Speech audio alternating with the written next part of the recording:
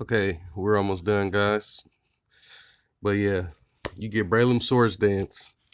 The other opponent is sleeping. He might. My Braylon was already probably speed boosted with a substitute. Give him a couple more Swords Dances if they don't switch or wake up. And then you either can use Mock Punch, Bullet Seed, or whatever to basically almost sweep the whole game. And that's what I used to do. I had three Pokemon as the basically the main sweepers of the game. Um, because Claydol was not a sweeper. Uh, Scolipede wasn't a sweeper, and Cresselia was just there to be a tank. But Cresselia was there to stall out certain stall Pokemon, other stall Pokemon, like whoa, a full art trainer card? That's pretty cool. Never had one of these. Let me put that in a sleeve.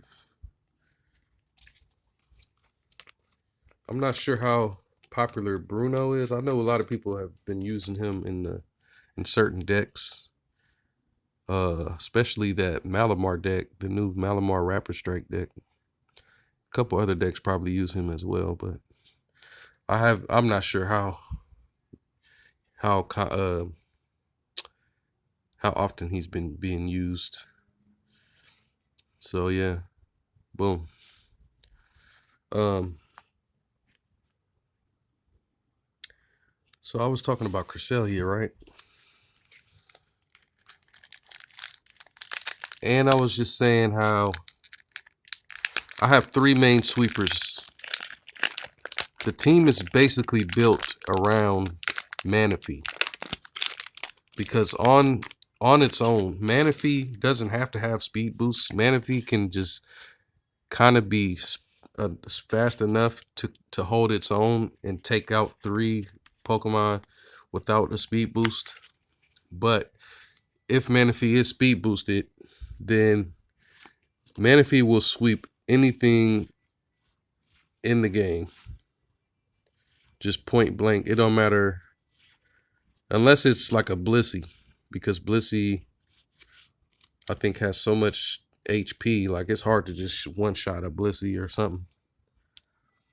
But if you let Manaphy get up two tail glows with the right IVs and the right EVs, like max special attack EVs and then max IVs with two speed boosters, and even if a Blissey does come out, if I'm behind a substitute, I'll get the first attack off before it breaks my substitute. And then that's probably like half of its health already. And then depending on what attack I'm using, because I usually use Scald, Ice Beam, and then I'll use an Energy Ball to deal with like water types or ground types. And then I think Energy Ball also does like it reduces special defense or special attack or something like that.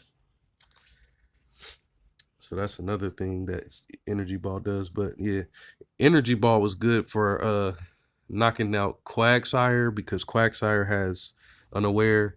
There's other Pokemon that have Unaware, but Quagsire was the main Unaware Pokemon that, regardless of your stat boosts, he doesn't. It doesn't really matter to him how many stats you boost, like speed, anything. Like he'll just ignore anything that you boosted. So that's why I needed Energy Ball to counter Pokemon like that, because um, if you don't knock him out instantly, or if you take too long to knock him out, then he will pretty much become a pest, because he can Can he heal himself? I think he might be able to heal himself somehow or something like that. I'm not sure. But I just know he can be pesty. So it's better to just take him out of the game as soon as possible. Him and Clefairy or Clefable. Because Clefable has the same thing, Unaware or Magic Guard, depending on which one. So that's why I used to have Breloom, because another Empoleon V. Breloom with the Spore ability will put Clefable to sleep unless it had Magic Guard. I think I'm not sure if Spore goes through Magic Guard, but if not, once I know it has Magic Guard, then I know that I'll be able to knock it out with like a couple Bullet Seeds from Breloom, or I'll just take out Mega Scizor, Bullet Punch, one Bullet Punch and kill it without any stat boost. But then back to Cresselia, because I never really explained what she does. So Cresselia is basically in there to be a tank, because Cresselia has some of the highest base stats for defense. And even though it's weak to like Bisharp, certain other dark types, once Cresselia gets the Calm Mind going and just starts using Calm Mind and getting its special attack, and special defense stats up, I invest almost the majority of my EVs into defense, and some of them I put into special defense, and then the rest I put into speed, so that it'll just be fast enough to beat certain Pokemon, because I gave it Thunder Wave so it could paralyze certain Pokemon, because you need different varieties of status moves. Like Toxic can't hit metal Pokemon, so, or steel type Pokemon, so I had to have something that affects steel types, because if I have Claydol with Toxic and then I have Scolipede with Toxic, none of that affects steel types. And then if I had Spore can't affect, I think it was there's like a grass steel type Pokemon that I can't remember the name of right now, but that was like a real pesky steel type at the time, and it had a lot of different like abilities to kind of be pesky. I'm trying to remember the name of the Pokemon. Ferrothorn or something like that. Ferrothorn, another Empoleon V. I'm tired of getting these. This is like my 4th or 5th one. This is actually like my 6th one, because I have 2 alternate arts. And then I think I have, like, just out of this unboxing, I have 3. So this whole unboxing, I have 3 of these already. And then I have 2 alternate arts, and I have like maybe 2 more regular arts like these already. But anyway, so yeah, Cresselia is good to have that other status effect, because Breloom does sleep. I have 2 other Pokemon that do poison, and then I have Manaphy who can scald and cause burn. And then other than that, it's just a good combination of different status effects depending on what Pokemon comes into the game, because even though Thunder Wave doesn't guarantee that you're going to paralyze a Pokemon like they're going to be affected by it, if you have the paralysis, sometimes it'll help you to stall a turn to to get an extra part of your strategy in play, where a person might take that risk, go for an attack, and then they can't move.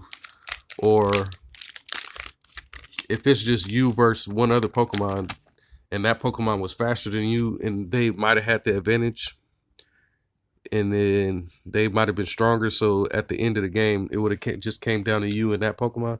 If you could just paralyze them, then you have the speed, then they have the chance of getting paralyzed, and then you could just end up winning the game by one attack or whatever, just because of the fact that they weren't able to hit you fast enough before you finished taking them out. So yeah, like, I think you guys got the gist of like some of the kind of techniques and strategies that I used to try to put into the play, and then the format got changed and everything. But it's all good. Like, I'm still keeping track of like the new Pokemon coming out, and wow, they gave me 2 of the same. So like 1, 2, 3, 4, 5, 6, 7, 8. So we went above average on 2 different boxes. We got 2, 4, 6, 8 hits. That's above average because on average you pull 7. And then in my other box we pulled 2, 4, 6, 8. And then in my elite trainer box, we went below average and only got 1. So, but man, if you guys like the content and you guys like my strategy and want to hear more about like competitive Pokemon and stuff like that, then leave some comments and just let me know how you guys are liking the channel, and then let me know like some ways to improve the video, and let me know what pulls that you guys like the most. Like, definitely this is one of my favorite pulls of the last video. Victini VMAX. I ain't gonna say this is my favorite because value wise, this isn't the rainbow one, so the rainbow rare is the one that I really would probably prefer. But you know, just to have one of any of them is good. And then you got the alternate art Empoleon. That's a solid one that I know over time, years to come, is gonna go up in value. Then this might be the most impressive card that I think I pulled, because I mean, it's hard to get gold cards, but since it's not like a V or V Max, it might not still rank as high in value as those will.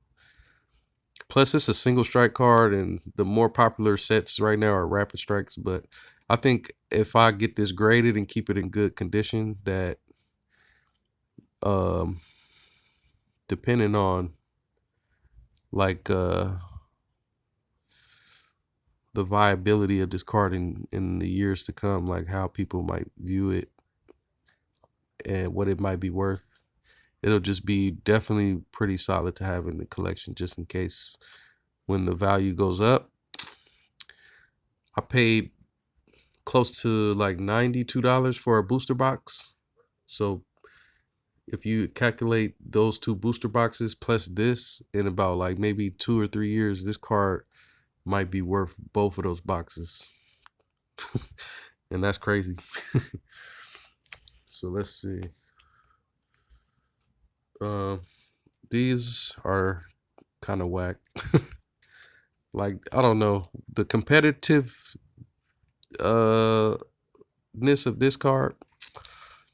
I know I know how you could apply certain tactics to get this card to work. Like you play this from your hand onto your bench for your turn. You prevent all damage done to this Pokemon. And the Pokemon that attacks you won't be able to hurt you until the end of your opponent's next turn. And then if you just put another one on the bench and keep switching in and out, and then you can use like Giovanni Exile or something to discard them, and then use like an Ordinary Rod to put them back into your deck and then shuffle them back out again or something like that. That's a way to get it to work, but that's doing too much for me. Like I don't know if I would ever want to do that kind of strategy, because it would just take a lot of effort. And I don't know, maybe one day. It just depends on what other Pokemon come in here. These right here, I've seen enough of these. They're cool. I would only even need to use one in a deck. But depending on what new Pokemon come out, then they might end up being more useful. But at the moment, if I even use any of them, which I hardly have used any, even on the PTCGO, I would probably only just put one in the deck, because there's just so many other better Pokemon that you don't even need this unless you're playing a Rapid Strike deck. And so far, I haven't even pulled any Urshifu VMAX Rapid Strikes yet. I've only pulled the single strike one.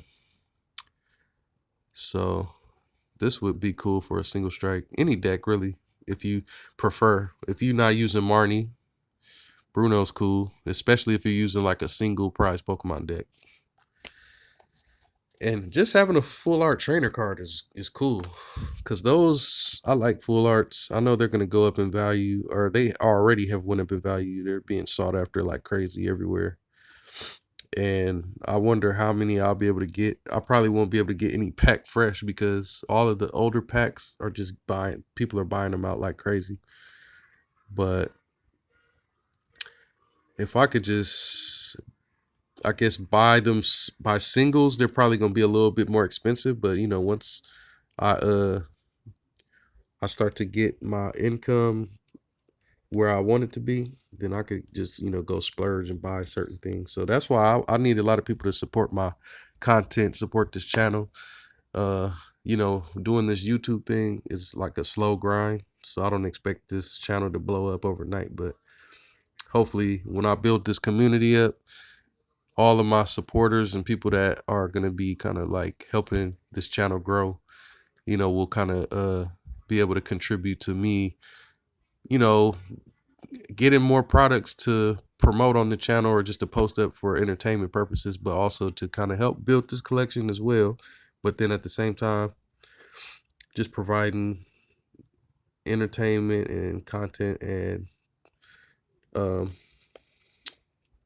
just a fun atmosphere that people can enjoy. We all can just, you know, be able to collect and show off our collection to each other, or just even compete with each other on a competitive level too. So yeah, let's see. Dope card, alternate art. Not sure the value. This for sure is going to be valuable at some point because of the rainbow rare. So rainbow rares are probably the most valuable out of every version of a card most of the time, unless it's the alternate art, because some of the more alternate arts nowadays, like in the Chilling Reign sets, those can probably be worth more than rainbow rares, just because of the artwork. And then this is just your standard Tyranitar, but the competitive worth of this card is pretty high, because of that single strike crush attack. That attack with the single strike energies that give you that extra 20 damage per energy will pretty much knock out every Pokemon in the game.